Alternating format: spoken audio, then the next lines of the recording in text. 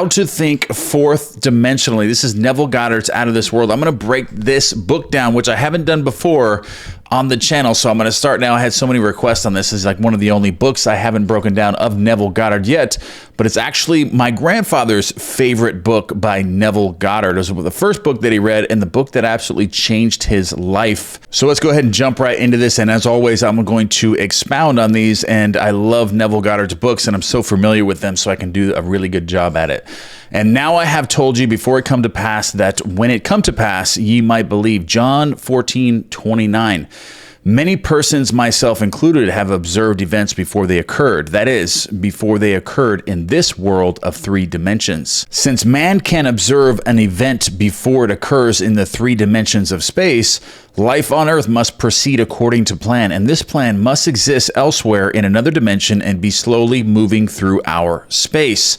What this means is, have you ever had, deja vu? Because your imagination, your mind, your imagination is always creating ahead of itself. Because imagination is God at work. When you're using your imagination, that is God at work. And that is happening either consciously or unconsciously. It is creating your future, whether you know it or not, or whether you know what you're picturing in your mind and your feeling states and your energies and your frequencies, whether you know that or not, that's what's happening. So sometimes you will feel deja vu because those pictures have come up in your mind. So whenever you have that feeling of deja vu, that's because that picture has come up in your mind, but you just weren't consciously aware of it. But when it happens, you're like, boom, it connects to that imaginal act that you created before unconsciously. And you're like, oh, I've seen this before, because you actually did. You just weren't conscious that that's what your mind was creating. That's what your imagination was picturing. But when you get there in the three dimensions of space, because that's all happening in the fourth dimension, time, space, all this picturing and all these things is created in the world without time, where everything is already created. That's where the imagination works. So when this happens with deja vu, it's exactly what he's talking about here. You've pictured it before it happened. You just weren't consciously aware of it. But when it actually happens in your reality, you're like, oh my God, it's deja vu. I remember this from somewhere. That's because you pictured it. You pictured it in your mind. You just weren't consciously aware of it. So that's how deja vu works. And I need to get a lot of questions on it. I've been wanting to cover that. So if the occurring events were not in this world, when they were observed, to be perfectly logical, they must have been out of this world, which is absolutely correct, in the fourth dimension of space-time. And whatever is there to be seen before it occurs here must be predetermined from the point of view of man awake in the three-dimensional world, which is true. Okay, so everything is predetermined. There are no accidents. There are no coincidences. Everything is predetermined by your imagination, based on your feeling states, what you believe to be true in your world, and consent to be true in your world is then being pictured in your mind, and then you're being led to that, and you're transferring to the different parallel realities that match those frequencies and the energies and feeling states. So you're constantly shifting to different worlds. Like every fraction of a second, you're moving to a different world slowly. Whether it depends on which way you're going, depending on what your feeling states are, and what you consent to be true in your world, and your beliefs of your past and who you are, what you consent to, what's your version of yourself. The world is you pushed out, and whatever is there to be seen before it occurs must be predetermined. Everything is predetermined. You're always imagining ahead of yourself, whether you know it or not.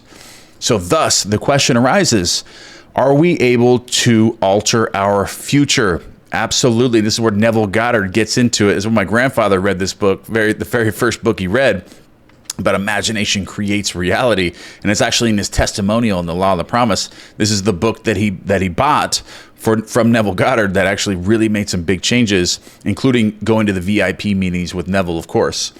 My object in writing these pages is to indicate possibilities inherent in man, to show that man can alter his future, but thus altered, it forms again a deterministic sequence starting from the point of interference, a future that will be consistent with the alteration. This kind of goes towards the positron, which Richard Feynman won the Nobel Prize for.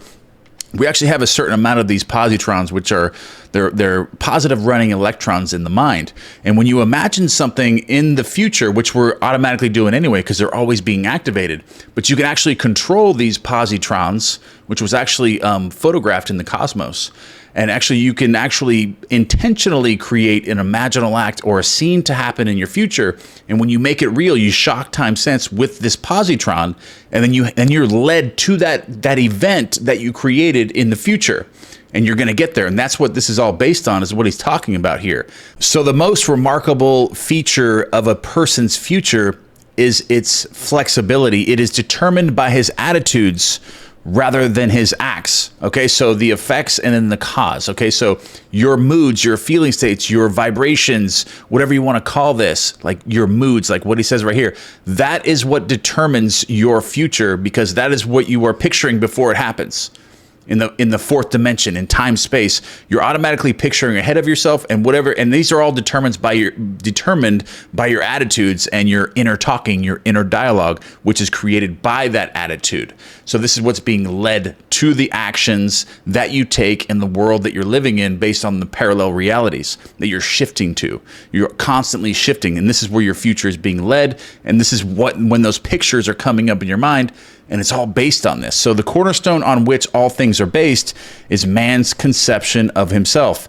He acts as he does and has the experiences that he does because his concept of himself is what it is, and for no other reason. Had he had a different concept of himself, he would act differently. His attitude would be differently. Your attitude would be different if you changed your concept or version of yourself. Thus, your inner dialogue changes. You're picturing in your mind, your future changes. You start changing to these different parallel realities simply by changing your concept of yourself and your attitudes, your moods, and then everything is just dovetails. Then you start picturing different. Your inner dialogue changes, and then you start shifting to the different world. And all of these things can be changed with Neville Goddard's exercises, which is imagination creates reality. And before you go to sleep at night, you picture it as if it's real, shocking the positron, and then being led to that event in the future when you create it. So that's what he's going. And this is what my grandfather went over, and this is what shocked him so much, because he thought that Neville Goddard was a fraud trying to teach that imagination creates reality. He said it was just absurd that Neville Goddard, and he thought Neville Goddard was a crazy man until he tried it and he read this book and he went to, then he studied Neville Goddard, or he did the exercise, the ladder exercise. He actually did it and climbed a ladder, and then he was sold after that. Within, a certain amount of weeks, he had like $50,000 in his safety deposit box in cash, like within a certain amount of time, because he's visualizing falling asleep, counting $100 bills. So he starts visualizing everything that he wanted. And then he got it all, everything, and he started really, really applying these methods. And that's really all it takes, is you just have to do it.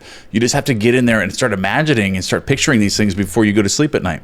So the cornerstone on which all things are based are man's conception of himself. A change of concept of self automatically alters your future, and a change in any term of his future series of experiences reciprocally alters his concept of himself. Man's assumptions, which he regards as insignificant, produce effects that are considerable.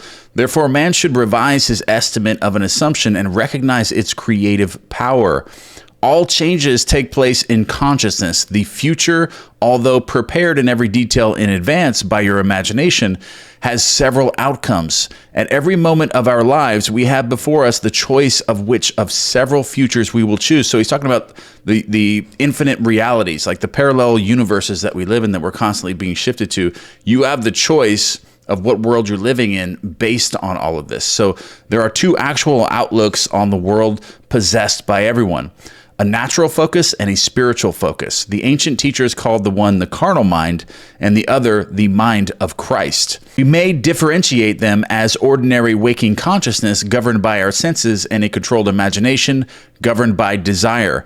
We recognize these two distinct centers of thought in the statement, "The natural man receiveth not the things of the Spirit of God, for they are foolishness unto him. Neither can he know them, for they are spiritually discerned." Corinthians 2:14. The natural view confines reality to the moment called now, to the natural view. The past and the future are purely imaginary. The spiritual view, on the other hand, sees the contents of time, which is the fourth dimension. Because if you could live, if the human mind could actually fathom and live in the fourth dimension, fifth dimension, or sixth dimension in time, space, you would have to know somebody. Like if I were living in if I were to know you in the fourth dimension, I would have to know you. I'd have to see you from the day you were born and to the day you died all at one time. I could see everything all at one time. That's the fourth dimension. So we live in the three-dimensional space. So we're passing through the fourth dimension. So I can see you now, and you're 20, 30, 40 years old. I can only see you right then. I can't see you from the day you were born to the day you died all at one time. So that's basically the spiritual view. So the past and future are a present whole to the spiritual view. So that's the spiritual man. The spiritual man lives and acts and imagines the fourth dimension, believes in the fourth dimension about imagining a future event to take place. And when you do this, you enter into the fourth dimension, and because it's already happened. Because you've already lived and died. You've already lived and died in your life in the fourth dimension. You've already passed away. We're like behind schedule. We're just passing through the fourth dimension like a movie, like watching a movie. That movie is already complete. Like it's already been directed and everything. The ending's it's already done. But you're watching it from the beginning. You're just passing through the movie slowly, watching it and enjoying it. That's what we're doing now. But you can go and change the end of the movie by knowing these things and with this spiritual view, by imagining something to be real to you right now. Like you wanted a new ending of the movie. You wanted to get the girl or the guy, or you wanted all the money, or you wanted the new career. You wanted the movie to end exactly how you wanted. Now you can just imagine it at the beginning of the movie, changing it, imagining it, and then you can alter your reality based on the parallel, infinite realities that live simultaneously parallel to each other. So you're constantly traveling these different worlds, and then you shift to that world where that movie ends differently, and there's a different version of you and all these things. So that's the spiritual view. So the habit of seeing only that which our senses permit renders us totally blind to what we could otherwise see. So basically living not in the spiritual view, but the natural view. Living in the natural view is the habit of seeing only that which our senses permit and believing that this is a solid reality. So to cultivate the faculty of seeing the invisible, we should often deliberately disentangle our minds from the evidence of the senses and focus our attention on an invisible state, mentally feeling it and sensing it until it has all the distinctness of reality. So basically, this is how you shock the positron. This is how you create a new reality. This is how you shift to a different parallel reality with a new ending of that movie, is by creating an invisible state. And you can practice this by deliberately disentangling your mind from the evidence of the senses and going into your own imaginal acts, having your own visions, going into meditation, disentangling yourself from the evidence of the senses and going into a different world and start picturing and imagining other things happening to you. You're a different person. You're living in a completely different life. And you can go into this and start creating these new vivid scenes in your mind, and that'll transfer you and change the end of the movie. That'll change and alter your future. So earnest, concentrated thought focused in a particular direction shuts out other sensations and causes them to disappear. All we have to do is but concentrate on the state desired in order to see it. The habit of withdrawing attention from the region of sensation and concentrating it on the invisible develops our spiritual outlook and enables us to penetrate beyond the world of sense and to see that which is invisible. So you start doing this, start building that momentum and building those habits of withdrawing your attention from the 3D reality and focusing your attention on an invisible state, like your new invisible version of you, and creating this new spiritual outlook. So for the invisible things of him from the creation of the world are clearly seen. Romans chapter 1, verse 20, the vision is completely independent of the natural faculties. Open it and quicken it. Without it, these instructions are useless, for the things of the Spirit are spiritually discerned. Okay, so basically you can read these books, you can study the knowledge, but if you don't actually make an application of it, there may not be any changes for you. So you must apply yourself, start really using these, even if it's only for, 5-10 minutes a day, start using them somewhat, you'll start seeing the results from them, start developing this new confidence, start changing your beliefs when you start seeing the things start to happen. So when you actually start applying these things and you're actually like, wait a minute, I imagined that yesterday, or I was imagining that last week, like intentionally, and that just happened. That was really weird. And you start to be like, is this stuff really work? Yes, it does. And you start realizing that, and your beliefs start changing. You be like, okay, so you start figuring out these other things that you want to have. I want to have this, or I want to have that. I want to be with that person. I want to have that career. You know what? I want to live in a different house. I want to live a different life. So then I can create it because you've already done it. Now you start to see these things, and then all of a sudden you become this new version of you where you're getting up earlier and you're doing all these things. You're networking, you're creating, you're not consuming things anymore. You're wanting to dedicate a lot of your time to making money, to start developing yourself, start building a business, and start, increasing your ability to communicate and start developing new relationships. You start changing this version of yourself. So when you start actually just applying this even 5-10 minutes and start seeing some results, that'll start changing your belief systems that it actually works, because you'll start to see it start to work in your life and start changing things, and you start manipulating your current reality and start changing it, and it can get really, really fun at this point. So a little practice will convince us that we can, by controlling our imagination, reshape our future in harmony with our desire. Desire is the mainspring of action. So you must determine what you want, like what you desire. Then you just picture it and you get it. So we could not move a single finger unless we had a desire to move that finger. No matter what we do, we follow the desire, which at the moment dominates our minds. When we break a habit, our desire to break that habit is greater than our desire to continue the habit. And that's absolutely true. So the desires which impel us to action are those that hold our attention. A desire is but an awareness of something we lack or need to make our life more enjoyable. Desires always have some personal gain in view. The greater the anticipated gain, the more intense is the desire. There is no absolutely unselfish desire. And this is even with relationships, and this is with getting a lot of money and things like that. There's always going to be some unselfish desire about that. Like to get a relationship. Most people want relationships because they like the way that somebody that loves them, they like the way that makes them feel. They want to feel loved.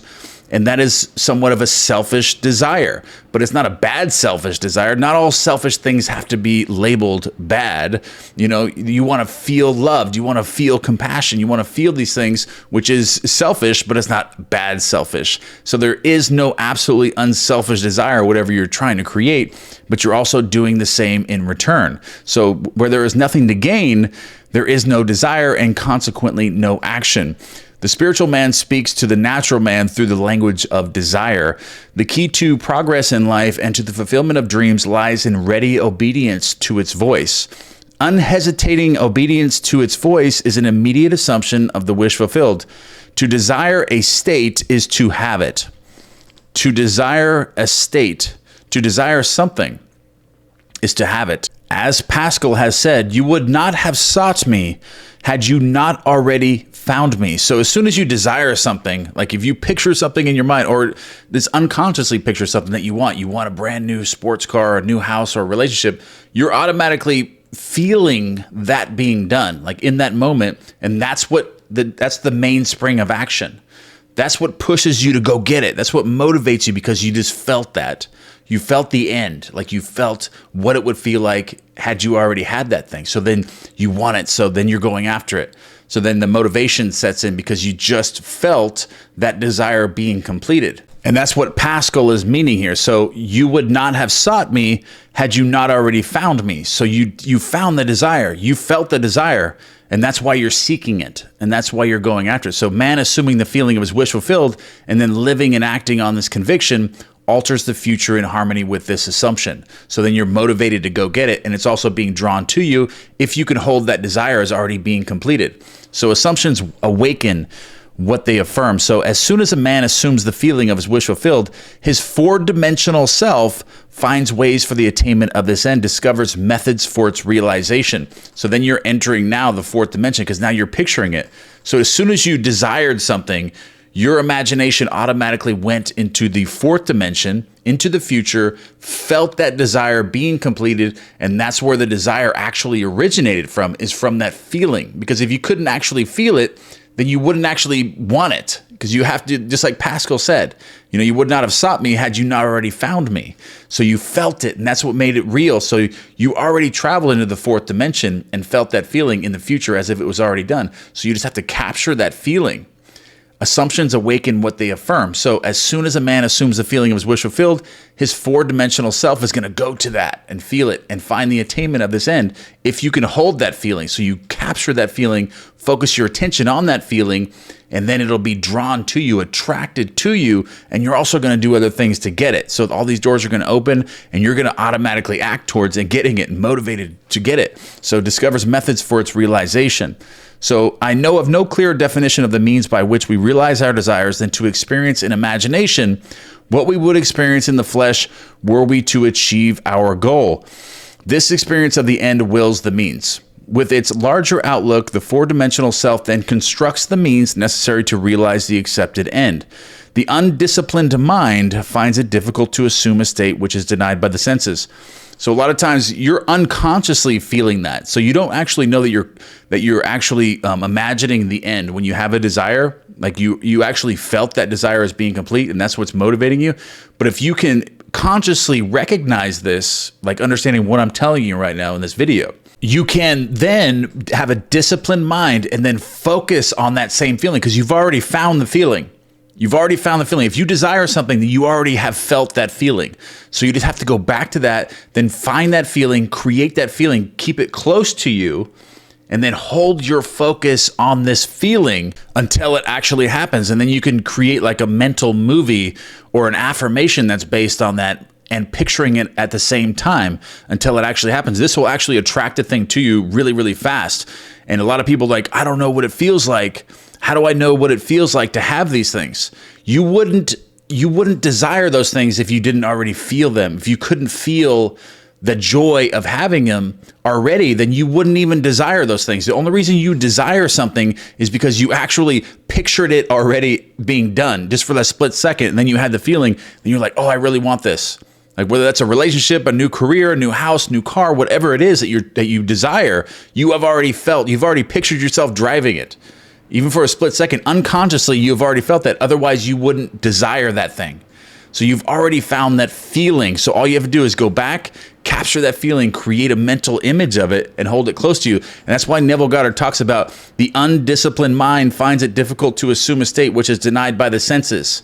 So you're now disregarding your 3D reality. So you're holding on to this picture, and no matter if somebody comes to you, you're never going to get that car, or you don't have enough money for that car, or you don't have this, or you don't have that. You're disregarding, you're staying focused on this mental image of you driving this car. You've already pictured it, you've felt it, now you've had keeping it close to you, and you're disregarding all these 3D circumstances that are telling you you can't have it. So that's a disciplined mind.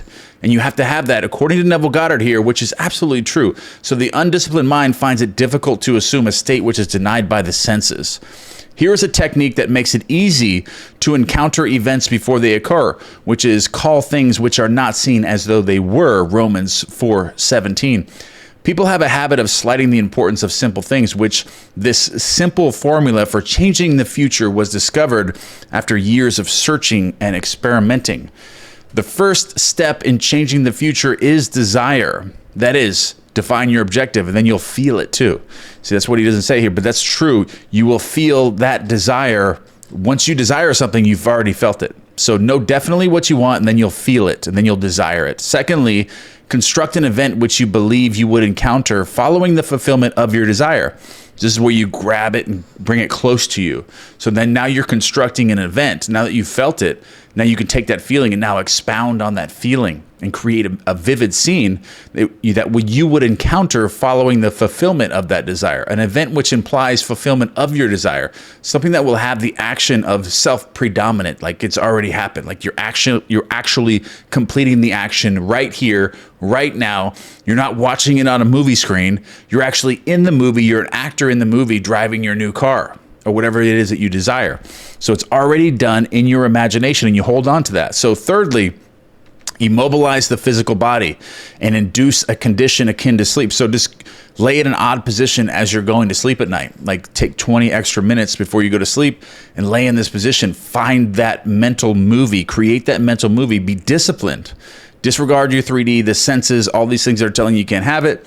Immobilize the physical body and induce a condition akin to sleep. Lie on a bed or relax in a chair and imagine that you are sleepy. Then, with eyelids closed and your attention focused on the action you intend to experience in imagination, mentally feel yourself right into the proposed action, imagining all the while that you are actually performing the action here and now. So you're in the movie. You're not watching a movie. You're an actor in the movie in the first person. All right, so imagining all the while you are actually performing the action here and now. You must always participate in the imaginary action. So you're the actor in the movie.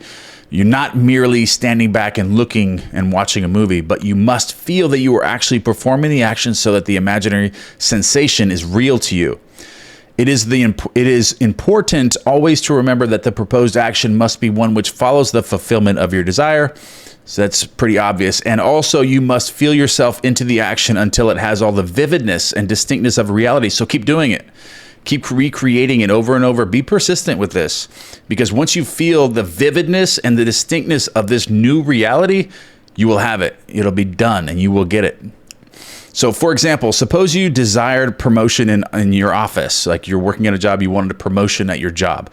Being congratulated would be an event you would encounter following the fulfillment of that desire. So having selected this action as one that you will experience in imagination, immobilize the physical body and induce a state akin to sleep, a drowsy state, but one in which you are still able to control the direction of your thoughts. So a state in which you are attentive without effort. Now imagine that a friend is standing before you. Put your imaginary hand into his. First, feel it to be solid and real. Then carry on an imaginary conversation with him in harmony with that action.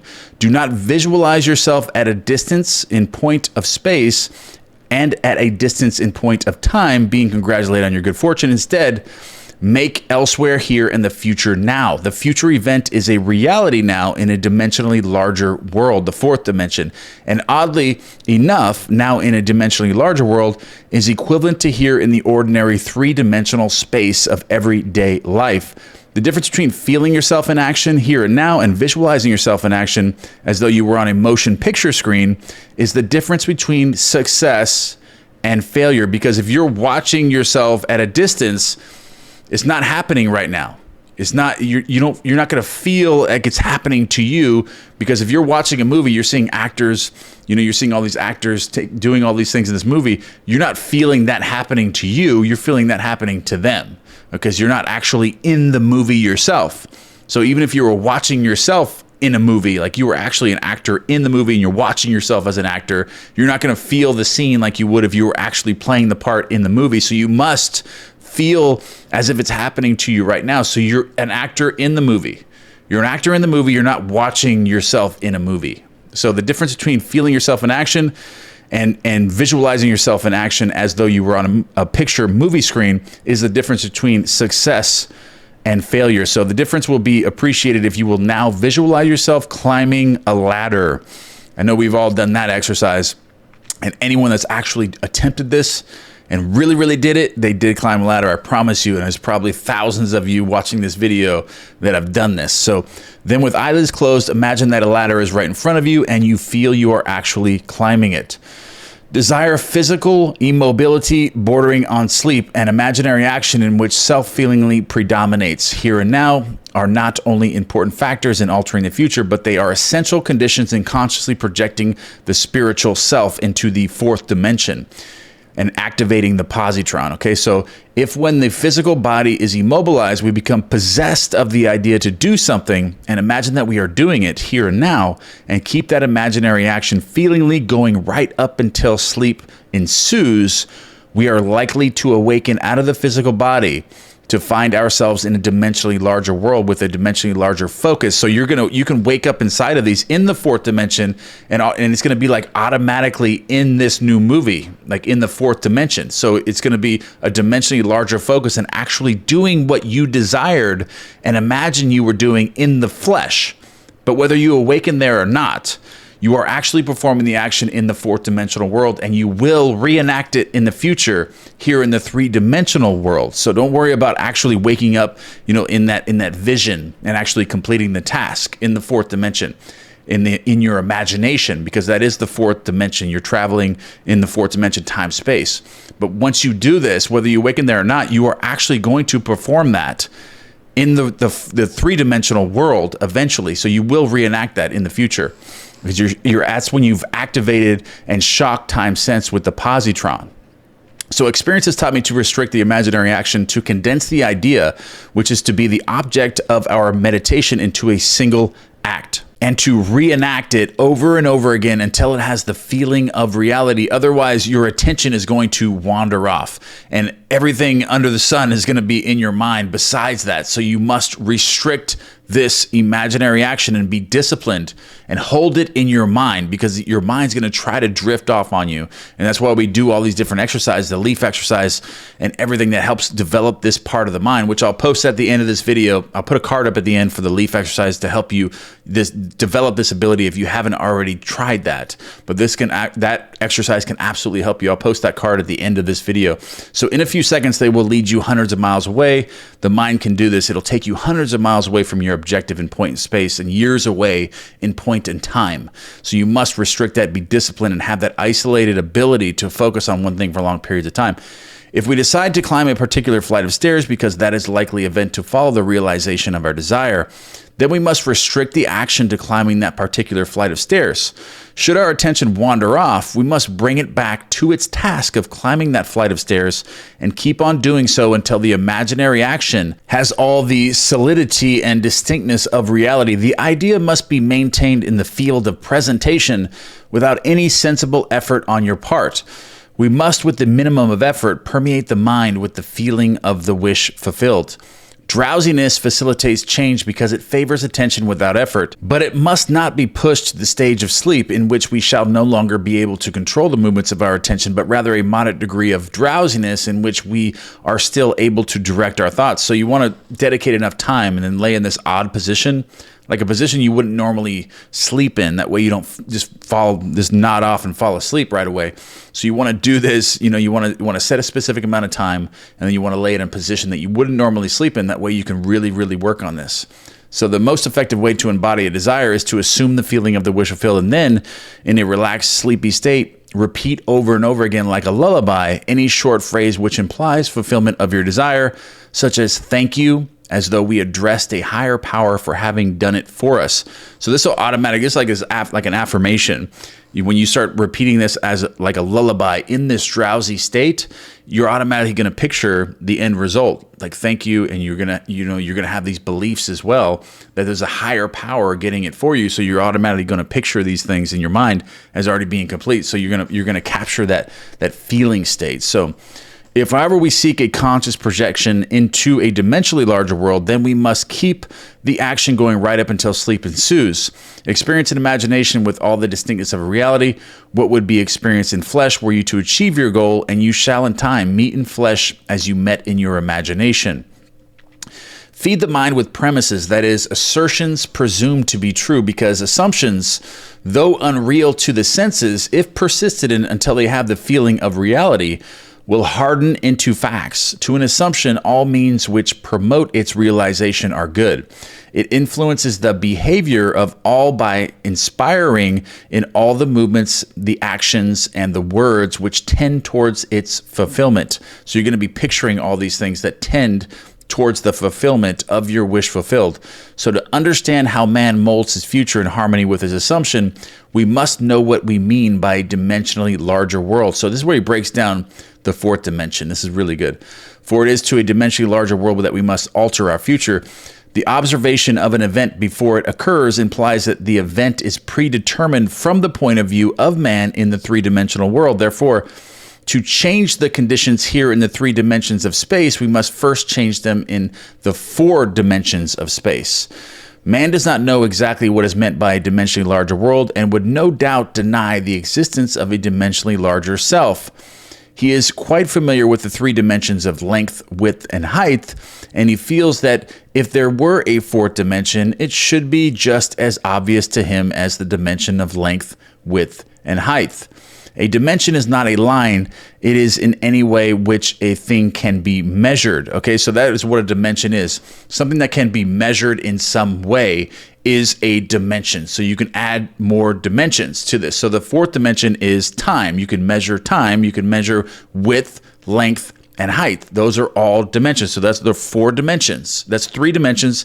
Time is the 4th dimension. So that is to measure a solid fourth dimensionally, we simply measure it in any direction except of its length, width, and height. Is there another way of measuring an object other than those of its length, width, and height? Time measures my life without employing the 3 dimensions of length, width, and height. There is no such thing as an instantaneous object. Its appearance and disappearance are measurable, so that makes time the 4th dimension. It endures for a definite length of time. We can measure its lifespan without using the dimensions of length, width, and height. So time is definitely a 4th way of measuring an object. The more dimensions an object has, the more substantially real it becomes. A straight line which lies entirely in one direction acquires shape, mass, and substance by the addition of dimensions. What new quality would time, the 4th dimension, give which would make it just as vastly superior to solids as solids are to surfaces and surfaces are to lines? Time is a medium for changes in experience because all changes take time. It's measurable. The new quality is changeability. Observe that if we bisect a solid, its cross-section will be a surface. By bisecting a surface, we obtain a line. And by bisecting a line, we get a point. This means that a point is but a cross-section of a line, which is in turn but a cross-section of a surface, which is in turn but a cross-section of a solid, which is in turn, if carried to its logical conclusion, but a cross-section of a 4-dimensional object. We cannot avoid the inference that all three-dimensional objects are but cross-sections of 4-dimensional bodies, which means when I meet you, I meet a cross-section of the 4th-dimensional you, the 4-dimensional self that is not seen. To see the 4th-dimensional self, I must see every cross-section or moment of your life, like I was explaining earlier. For me to know you in the 4th dimension, I would have to see you from the day you were born to the day you died all at one time. Every event that occurred in your life, I would be able to see everything at once, which the human mind cannot fathom, cannot correspond with that, cannot understand that and see and do that. Otherwise, it wouldn't exist. So my focus should take the entire array of sensory impressions which you have experienced on Earth, plus those you might encounter. I should see them not in the order in which they were experienced by you, but as a present whole, seeing everything at one time. This is the 4th dimension, because change is the characteristic of the 4th dimension. I should see them in a state of flux as a living, animated whole. If we have all this clearly defined and fixed in our minds, what does it mean to us in the 3-dimensional world? It means that if we can move along time's length, we can see the future and alter it as we so desire. So this is the key here. This world, which we think is so solidly real, is a shadow out of which and beyond which we may at any time pass. It is an abstraction from a more fundamental and dimensionally larger world, a more fundamental world abstracted from a still more fundamental and dimensionally larger world, and so on to infinity. The absolute is unattainable. There is no ending. It never began and it'll never finish. It's just a circle. The absolute is unattainable by any means or analysis, no matter how many dimensions we add to the world. Man can prove the existence of a dimensionally larger world simply by focusing his attention on an invisible state and imagining that he sees and feels it. If he remains concentrated in this state, his present environment will pass away, and he will awaken in a dimensionally larger world where the object of his contemplation will be seen as a concrete, objective reality. Intuitively, I feel that. were he to abstract his thoughts from his dimensionally larger world and retreat still further within his mind, he would again bring about the externalization of time. He would discover that every time he retreats into his inner mind and brings about an externalization of time-space, becomes dimensionally larger. And he would therefore conclude that both time and space are unreal, they're serial, and that the drama of life is but the climbing of a multi-dimensional time block. Scientists will one day explain why there is an artificial universe. But in practice, how we use this artificial universe to change the future is more important. And I totally agree with this. You shouldn't focus on how it's artificial or how it's unreal, how we're living in a hologram, which can be fascinating. But the main point about this is that you can use this to change your future, to create the life that you want to live and to be happy, be fulfilled, have purpose, have loving relationships, and just create the future that you want. And that's what you need to use this. Don't worry so much about why it's artificial and all these things. Don't focus too much on that. That is not the important aspect of this. So changing your future is. So to change the future, we need only to concern ourselves with two worlds in the infinite series: the world we know by reason of our bodily organs and the world we perceive independently of our bodily organs. All right, so that's the end of this chapter, but I'm going to run through these 3 steps for altering your reality in an application form. So the first step in changing the future is desire. Define your objective, find your desire. What do you want? And then feel that, because you're automatically going to feel it. If you desire something, you've already felt it. So just find that feeling, create that image, and hold it close to you. Then we'll move to the second step here, which is constructing an event in your imagination, which you believe you would encounter following the fulfillment of your desire. Or go into that lullaby, go into that drowsy state, and then repeat the lullaby. Thank you for creating this for me. Or, like the magical phrase, thank you for showing me this issue is already solved. You can use that too, creating this passive state and then repeating this as if a higher force is creating it for you. And then let the pictures come into your mind yourself, or imagine it yourself. So number 3, you're going to do all this in an immobilized state. So the physical body and induce a condition akin to sleep where you're in a drowsy state. So lie on a bed or relax in a chair and imagine that you are sleepy. Then with eyelids closed and your attention focused on the action you intend to experience in imagination, mentally feel yourself right into the proposed action, imagining all the while that you are actually performing the action here and now. You must always participate in the imaginary action. Do not look at it as if you're watching a movie. You're looking at it as if you are an actor in the movie in the first person.